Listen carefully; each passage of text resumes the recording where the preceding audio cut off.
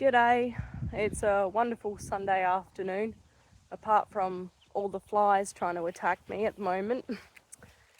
I just wanted to talk about car payments today because I've been seeing a bunch of shorts on Facebook and they're showing, mostly from dealerships, they come and talk to them asking how much their car payment is, and it's a bit from the industry of trying to make it look like, oh yeah, $500, $600 plus isn't that much for a car payment.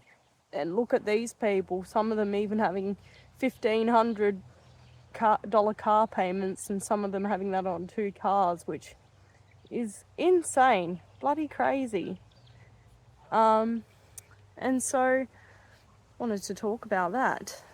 Now, I did look up before this video that 24% of Australians apparently have a car loan, but I'm assuming that that doesn't include people that don't drive yet because they're too young, and people that no longer drive because they're too old or they're disabled in a way that they can't drive or something like that.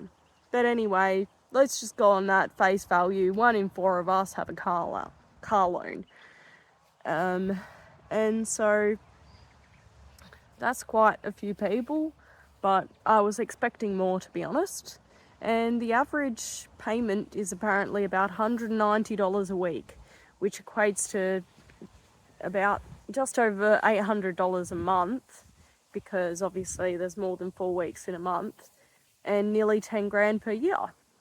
And that's just the average. There's probably people paying a lot more than that. And there would be people paying less than that too, more sensible people. But I've never had a car loan, but I can understand why people would. It certainly makes sense if you're a business to have car loans. You can just write that off. It's fine. Like if you're a business that makes a lot of money, makes sense to use your credit. But then there's people that aren't too bright sparks who will get a huge car loan for something like a BMW or a Mercedes, or just a car they really can't afford. And you see that a lot in these car videos and these finance videos where people are financing cars well beyond their means, like, you know, 50, 60, 70, even $100,000 car loan. And you're just like, why? You don't need that. That is too much car for you. And I understand that you can't really get much cop for under 10, 15,000 in terms of a used car. Really, like a good used car, you're looking at about 20 grand probably. You can probably find some diamonds in the rough for 10 grand, but below that, I mean, it's not ideal, and they'll need a bit of work, which is great if you've got knowledge on how to repair cars, but not everyone does. But cars are pretty much a necessary evil for like all of us, because you got to get to work unless you work really close, and even then maybe you have other places you need to be, you don't live near your family or friends or something. It's really hard to get around public transport, especially, you know, here in Australia. There are some cities, of course, around the world where you can just walk everywhere, and not so many people own cars, but pretty much I think there's probably more cars than people in terms of people that are driving here in Australia. So it's a necessary evil.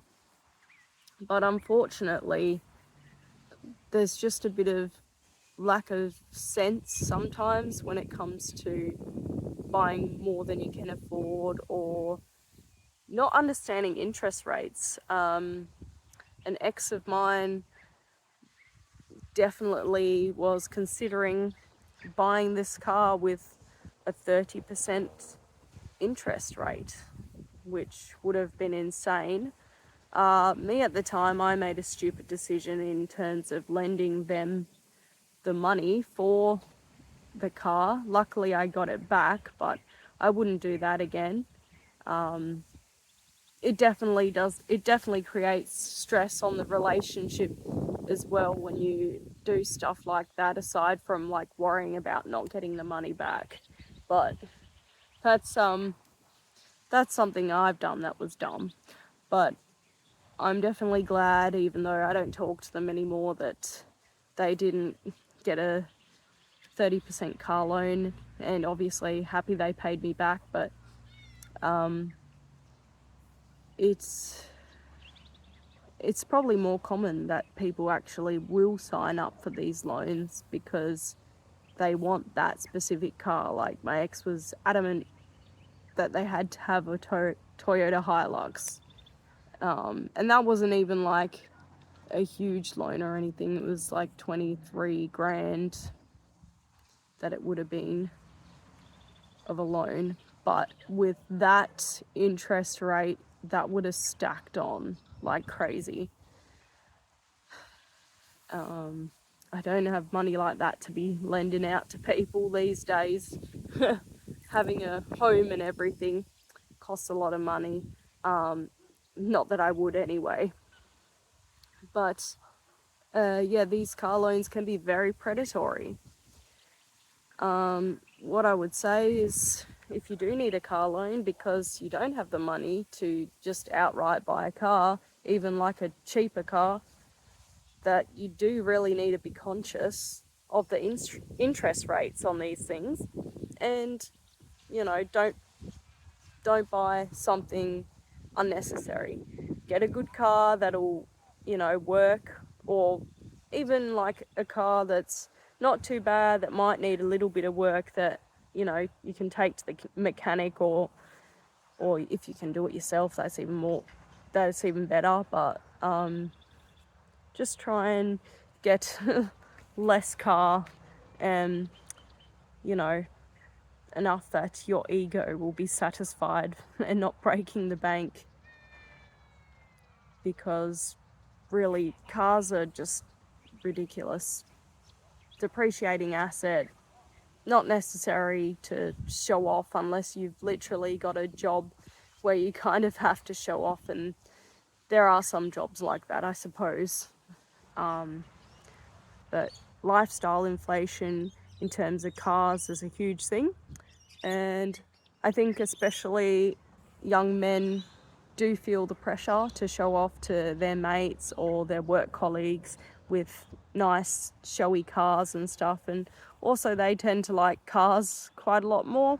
I like cars and I'd like a nice car, but to me it's not at the top of my priority list. I do have a decent car, but I don't have one that is a particularly special car or anything. I don't have one that's a classic car, for instance, which I appreciate classic cars and I think they're awesome, but I'll watch them from afar because I don't have the money to fork out for one of those, unfortunately.